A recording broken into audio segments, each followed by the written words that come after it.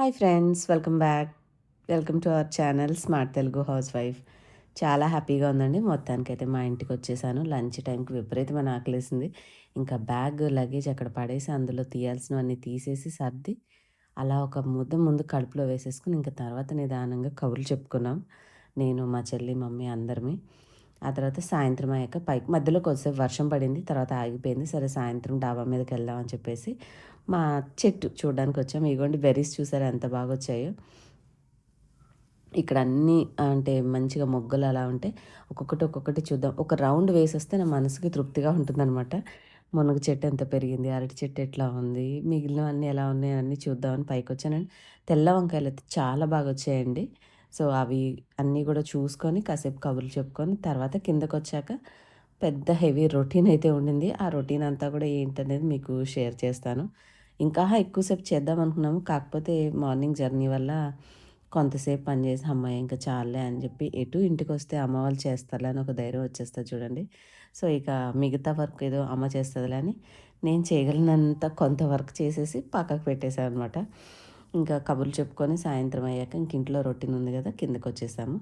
Next day మార్నింగ్‌కి మనకి బ్రేక్‌ఫాస్ట్‌కి ఉంటుంది. ఇడ్లీ పిండి ఇంకొంచెం మిగిలితే నేను బయలుదేరే రోజు ఉదయాన్నే బ్రేక్‌ఫాస్ట్‌కి ఏం చేయాలా అని హడావిడి ఉండదని చెప్పేసి యూజువల్‌గా నేనెళ్ళినప్పుడు ఇడ్లీ పిండయితే మమ్మీ రెడీ చేస్తూ ఉంటుంది. మనకి ఉదయాన్నే వంట ఈజీగా అయిపోతుంది బ్రేక్‌ఫాస్ట్. కొంచెం పిండి మిగిలితే ఉదయాన్నే గబుక్కున తెల్లారి లేచి ఒక ప్లేట్ ఇడ్లీ పెట్టేస్తే మనం బయట కొనుక్కునే పని లేకుండా టిఫిన్ కూడా తినేయొచ్చు కాబట్టి పప్పు నానబోసి ఉంచింది కడిగేసేసి చెల్లి వాళ్ళ ఇంట్లో మిక్సీ ఏసేసి రవ్వ కలిపేసా అనమాట. ఈ పనయిపోయింది. ఇంకా కొన్ని చిన్న చిన్నవి స్నాక్స్ ఇప్పుడు హాస్టల్స్‌లో పిల్లలు బయట ఫుడ్ తినేటప్పుడు కొంచెం అరుగుదల సమస్య కానీ, ఆకలి లేకపోవడము ఇలాంటి ఇబ్బందులుంటాయి కదండీ!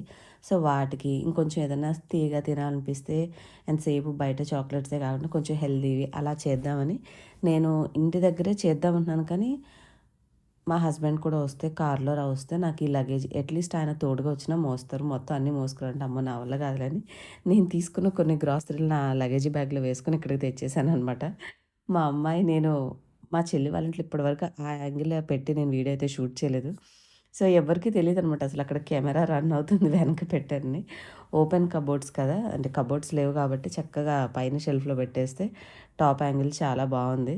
సో, మా చెల్లి చూసి "ఆ! ఓకే. ఫైన్ బానే పెట్టుకున్నావు" అని చెప్పి చూస్తుంది. ఇంకా ఒక్కొక్కటి ఏం చేస్తున్నానో మీకు చూపిస్తాను. ఫస్ట్ అయితే పల్లీలు. అండ్ ఇంకొక మెయిన్ ప్రాబ్లమ్ ఏంటి, మనం ఎన్నైనా చేసి పంపేయొచ్చు. కానీ వాళ్ళిచ్చిన హాస్టల్‌లో రూమ్ చిన్నగా ఉంది. సో, దానివల్ల తను ఎక్కువ స్టోరేజ్ అంటే మనకి చేతనైనన్ని చేసేసి పంపిస్తే పెట్టుకోవడానికి ఫస్ట్ థింగ్ ప్లేస్ లేదు. సో, ఈ ఇష్యూ వల్ల ఏమైందంటే అంటే తన అవసరాలకు ఇచ్చిన సామానే ఉన్న కబోర్డ్స్‌లో పెట్టుకోవడానికి సరిపోవడం వల్ల మనము ఎక్కువ ఎక్కువ 4, 5 రకాలు చేసేసి ఇస్తే పెట్టుకోవడానికి కూడా లేదనమాట. కొంచెం లైట్‌గా హెల్తీగా ఉండే స్నాక్స్ ఉంటాయి చూడండి. ఏదో గుప్పుడు పల్లీలు తింటే కొంచెం మనకి కడుపు నిండిన ఫీలింగ్ వస్తది గదా!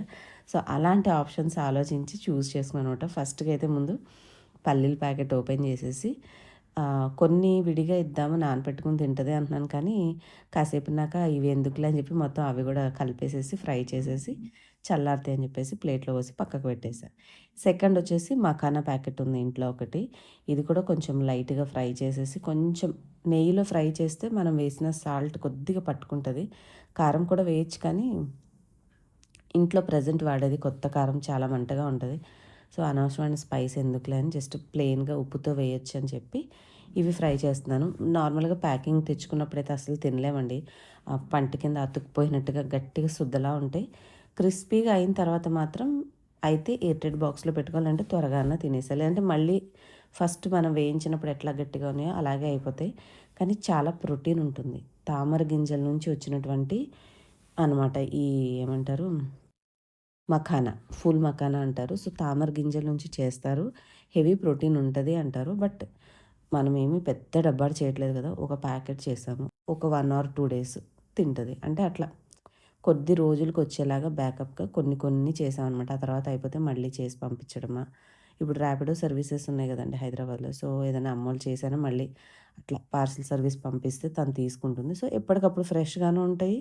కొంచెం కొంచెం చేయొచ్చు. తను గూడా ఒకే రకాన్ని రోజు తినకుండా అది కొంచెం అయిపోంగానే ఇది కొంచెం అట్లా డిఫరెంట్ వెరైటీస్ తిన్న ఫీలింగ్ గూడా ఉంటదిలే అని ఆలోచించి హెవీగా వర్క్ అయితే పెట్టుకోలేదు.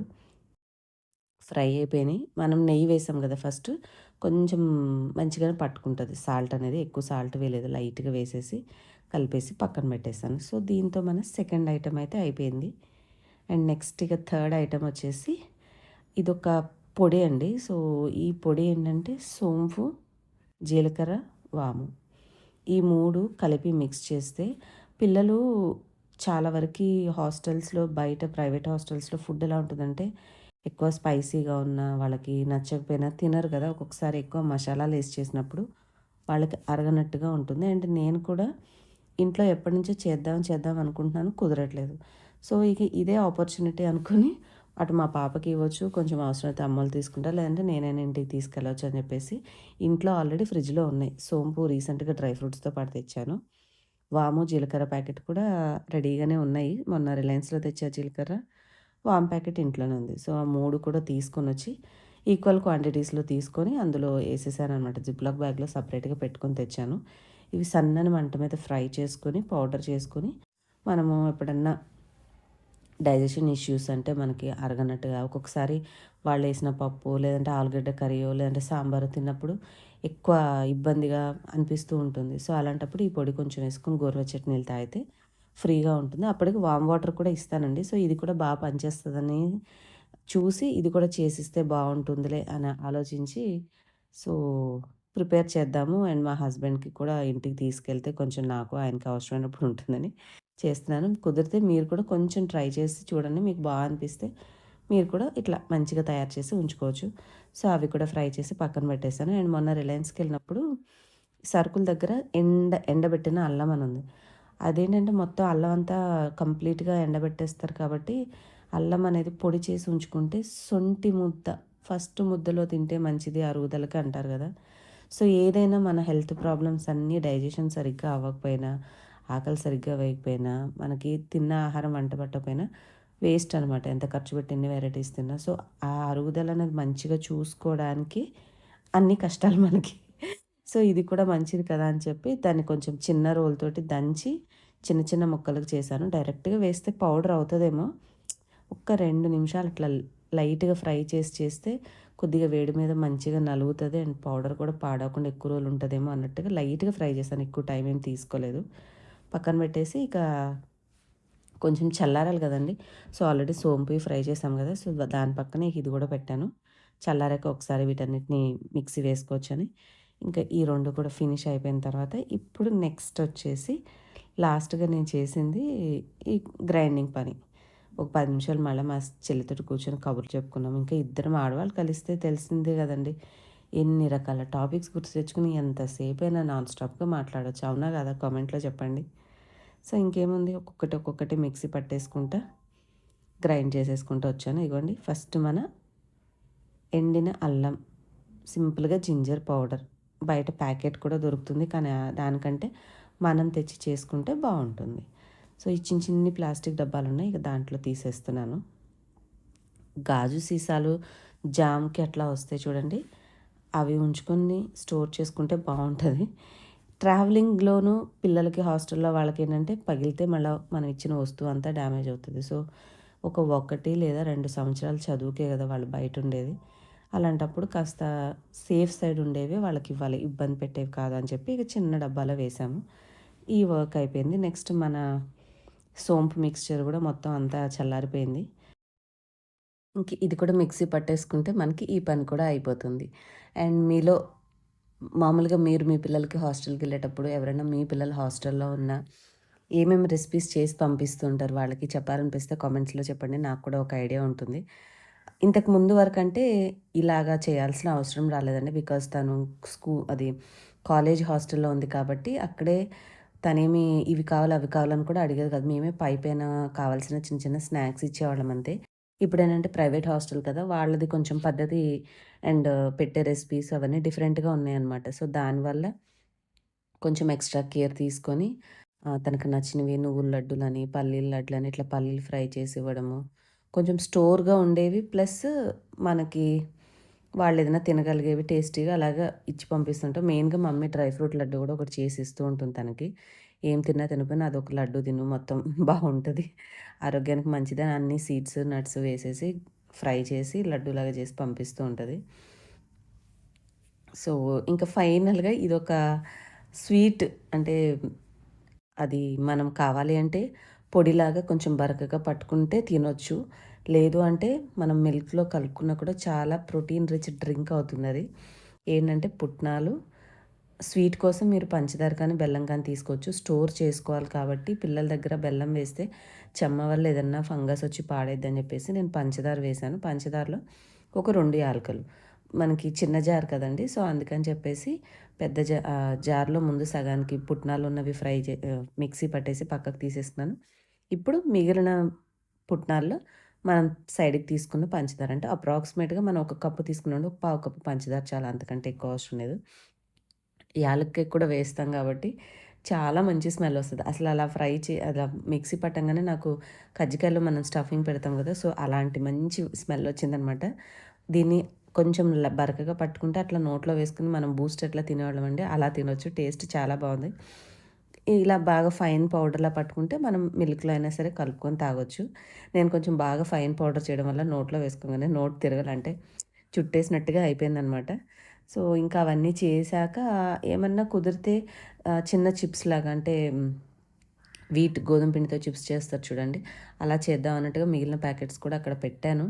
బట్ నాకు అప్పటికే టైర్డ్గా అనిపించింది. అండ్ మళ్ళీ పొద్దున్నే లేచి ఇటు ఈవెంట్కి వెళ్ళాలి, అంత టైర్డ్ అయిపోతే నెక్స్ట్ డే అంత యాక్టివ్గా ఉండలేము కదా మనము, నీరసం మొహం వేసుకుని ఉండాల్సి వస్తుంది అని చెప్పి ఇంకా అక్కడితో చాలని వైండప్ చేసేసాను.